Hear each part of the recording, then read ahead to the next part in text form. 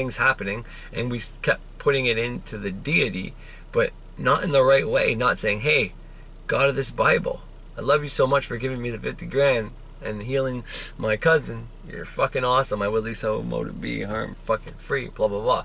You know, that would be the right way to maybe do it, often, or in a meditative state or trance-like state, sorry. But it's not what we do. We send that God, we either fear God and send him fear emotion so he doesn't give us a disease, which ends up saying, so give me a disease. Or we fear the devil, same thing, but blame all our bad shit on him. Like, can you stop making me fucking do this? I'm so mad at you, devil, right now. I fucking hate you. You know what I mean? We're backwards. We're not doing it right. And witchcraft has been demonized because we're doing the shit the right way and getting results. Whether it's bad or good, okay, you can keep getting no results and having a miserable life and calling me a bad person, yet I'm getting results and I'm the bad guy because I'm trying to teach other people to get the results. You know, that's just fucked up. But anyways, these energies are within your body. You got to work on them. You can use them evenly. They both serve a purpose. Find out how you have to use them. Practice. Figure it out. Look at your astrology chart. All these things will help you out. But anyways, so let's get back to the neocortex, okay? I'll play some stuff for you guys on, this is the video right now, so I'll leave a link for you, but I'm also recording this for my podcast, so I'll have the links in the description as well. I'm going to play you something to explain to you, so you're on the same level as me. But the neocortex is the top most outer layer of our brain, and funnily enough, you know, primates have this layer. The closer you get to humans, the more thick the out layer, like the bark of the tree, is basically what this is to our brain. You know, obviously this bone is skull is the outer limit, but the brain organ itself, the hypothalamus, is almost like the hypothalamus, the neocortex. I forget, but one of those words means like bark or something like that. So, but anyways, it's the outer layer, and then it controls specific points on the brain. And like I said, you're going to hear it. A lot of these have to do with your eyes, your taste, your touch, your scent, your hearing. So the five senses. So these things, it's like this is the part of the brain that interprets your five senses, I guess. So when you touch something, well, it's the signal from the brain telling you what that feels like. And it provides a feedback loop, basically. So the minute you touch that, signal sent to the brain, it's sent back to your finger, so you're continuously feeding it, and then in your head you know what that feels like, and you can describe it as, you know, obviously it's not completely smooth, it's leather, so this is dead cow or horse, I'm guessing, and you know, it's a little not rough, it's like glossy, but anyways, that's how it looks. But this thing provides a feedback loop so that you can constantly know what something feels like, smells like, tastes like, and how fast it changes to provide your body information. Now that's important. Now the next one underneath that, now this is breaking up the brain into three major components, and there's all subcomponents that these things control within that, but it's way more complex than this, and this is just like a fast little version. But this is the limbic system, okay, and this is primarily an emotional system that affects a whole wide variety of things that you wouldn't expect your emotions to be in control of. But the mere fact that our brain has this emotional system built into it, and it's the middle part, you know, our emotions are tied to water, like everybody knows. The moon, the mother, that's emotions, right? It's a mirror, it's reflective, which is something that was pretty cool. I was talking to my wife about the other day. We were talking about the sky and the colors of the sky. I'm like, well, see how the sky changes colors every night? It's like, well, what making that happen? Because according to people, the sky is blue because it reflects off the water, or vice versa. The water's blue because it reflects the sky. Okay, so if the water's blue because it reflects the sky, then what's the sky reflecting off of? Turn that bitch fucking blue. And then at night, well, why come it goes black and we can see the stars through it? And how come it changes certain colors like this at certain points of the day? You know, the moon reflects the sunlight, right? That's what we're told anyways. It's a reflective surface. So it's something also like water, like a mirror, a reflective surface. So if water is a mirror reflective surface, if moon corresponds to that, and we know it reflects the sunlight off of it like a mirror, like water, and then if the sky is what makes the water blue, but then the sky is also blue, then wouldn't it make sense that that's also reflecting, because it turns black at night, since there's no more blue there, right? So it's got to be a reflective surface too, because it could change multiple colors depending on what's being projected onto it.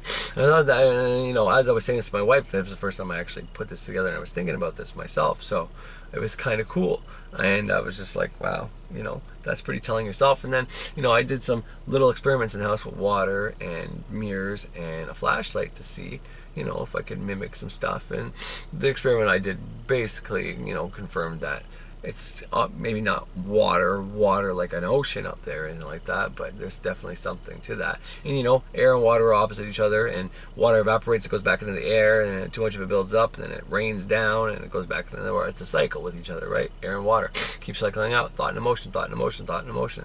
Just like love and passion, love and passion, love and passion. So, but anyways, that's just some food for thought, I guess, there. But when it comes to, I was doing the neocortex, but just to finish off the whole entity thing, the bad and good, and devils and reptilians versus Palladians and angels, or whatever else, your dark side is going to be found in your negative part of yourself. Your negativity, whatever you're polarized against, whatever you want to, however you want to conceptualize it, that's where you're going to find your dark side. And your dark side is more important than your light side, because enlightenment happens through the dark side. Okay, wake up. It's nighttime, you're asleep. No, it's morning time. Wake the fuck up. Wake the fuck up. You got to be in the dark to wake up. Okay, so just keep that in mind. The devil, that's within your body, that's within you, the capability to do harmful things, well, you know, that's something you need to actively explore. Because I've said this many times, if you don't express your emotions when you have them, or at least soon about, keep building up, well then you're not going to be able to control when you finally have had too much. When you have so much input in your body and you haven't been releasing it, because what goes in has to come out. Doesn't matter if it's something like thoughts that you can't necessarily see, or too much air, or whatever the case is, it has to come out. And if you just keep taking it in, building it up, well then one day it's just gonna come out randomly whenever you didn't realize it was a problem. So holy fuck, 21 minutes or 23 minutes almost. I think it's 22. Anyways, I'll just edit it after, I guess. Yeah.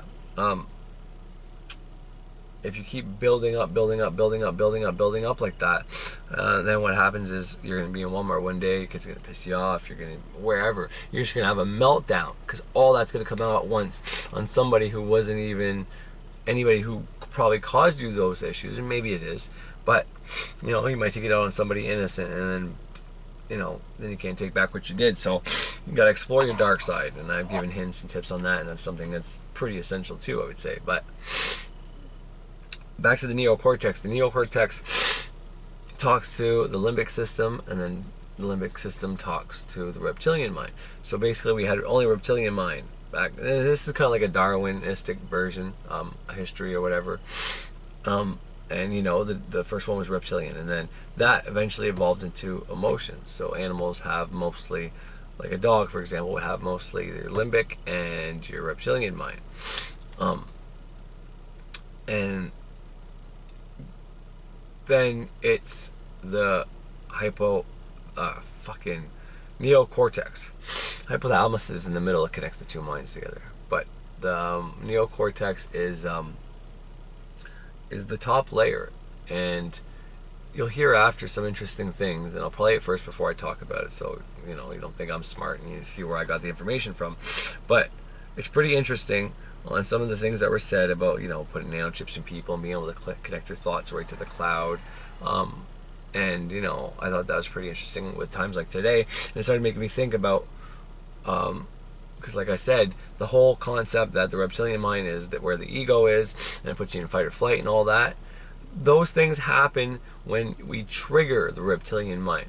Because the reptilian mind is almost like the mind that accomplishes shit. You know, if I didn't know any better, by, you know, the descriptions, the very simplified descriptions I received, if you were to have to pick a part of your brain where your subconscious and unconscious would be, which it doesn't work like that, by the way. It's elusive, it's around you. You can't really just pick certain parts of the brain and say, okay, this is part of the subconscious, this is part of the conscious. Although, you know, that has been done, but not in the sense that we talk about too much on here. But, you know, there is some things you can do, and that would almost prove that. But I'm starting to get too tired, so I'm gonna probably have to shut this down and then finish them off tomorrow and do the podcast tomorrow. But so they all talk to each other, but you can go right from the neocortex right to the reptilian. You can go right from the neo to the emotional. You can go from the emotional right to the reptilian as well, obviously, because that was the first progression. Now we have this extra layer in between that. So, you know, you can look at this from two different perspectives. Yeah, I'll probably get into that more the next time. But I guess before I wrap this up, one fast little thing about the whole David Icke situation, who's been banned from YouTube and all that fun stuff. I got nothing against David Icke, and I like that he was giving his perspective out there and, you know, said his piece. And once again, whether the reptilians or the deep state he's talking about is actually the name of this cabal that is controlling the world, if that's actually a thing or not, is irrelevant. But he's doing the same thing people do with Lucifer and do with God and demons and archons and reptilians, demonizing something that's within humanity already. We have this capability. Now, there's plenty of thought forms out there. If you want to picture it as a demon whispering bad things in your ear and then an angel whispering good things in your ear, like the whole little conscious thing there. You know, you have your conscious come out. I forget the name of it, but something to that effect. A devil and an angel on each shoulder is what I mean. You know, whether it's something like that or it's just these things are floating around. You know, what's the Latin, the word spiritus or spiritus, it was Latin word for breath. Breath is something we breathe in, but you can't really see what breath is. Pranayama, you know, the better you breathe in, the better you think, better your body works and all that. But spirit is that word, right? And alcohol is a water and it's spirits, but water is like air. But anyways, or a liquid. But I forgot what the fuck I was going with that. Oh yeah, so personifying these things, and it's giving you a representation on what's wrong with the world, but it's passing blame onto these things. Now, does government officials and deep state Illuminati types or whatever exist? Obviously, there's corruption everywhere, but you know, it's just, once again, I don't want to seem like I'm bashing him because I like what he's put out there. He's helped many people get awakened. He's helped, you know, so much. He's done a lot of good, and what I would defend his right is his right to speak his mind. If he wants to give his perspective on how things work, who the fuck is anybody else to stop him and say, no, that's wrong? And when someone gets banned like this, two things happen. And in my book, you've got to look deeper to see if maybe they're a fraud, or maybe he is telling some version of the truth, or maybe it's believable enough that whoever wants us in fear right now will use it. Because if everything he said, if you look at it like, holy fuck, they banned him, they removed his shit, he can't go on YouTube anymore, obviously he was saying something true, you're going to be drawn to it right away. Moth to a flame, and they know this. I've said that before. So they normally try to hide stuff more than they just outright ban. But it's not like David, it's not like I saw him saying it, but somebody else speaking for him, trying to promote their show through David Icke. London Real was telling you to share his show and put it on, and we gotta fight this fight, and using polarity right against you to get you to fucking watch his show. And you know, truth be told, I probably will, but because I want to see what David Icke said. But point is, it could be just using his situation for a pawn, just to make us more fearful. So we think everything he said, from reptilians to coronavirus to this transgender issue to big pharma to all this shit. So we think it's all true, and none of it could be true. So just something to think about. But like I said, I don't think he was doing that. I think he honestly thinks what he thinks is real. And I'm not saying it's not. I'm just saying you might not want to keep calling your reptilian mind and making fun of it, thinking it's bad and all that, because you know it does a lot for you. And you know, if you keep calling it names and insulting it, well then maybe it'll get sick, and maybe it won't let you heal. Maybe it'll say, yeah, fuck you, you don't like us, well, we don't like you. And you know, just kind of like I said with the Matrix has been turned into a bad word, but it's just some Latin derivative or something to that effect, a different language and a different way of probably saying mother, matriarchy, maternal, Mary, you know, all these things start with M-A. But anyways, so I think that's enough because my eyes are closing, so I think that's going to be enough for today. But yeah, so just keep that in mind when you're looking at the David Icke stuff and reptilians and all that. This is polarity within our body. We got to stop putting excuses on other beings, even if there are beings whispering shit in your ear right now. Now you have no excuses. I told you, treat those thoughts as offers. You can either accept them or you can deny them.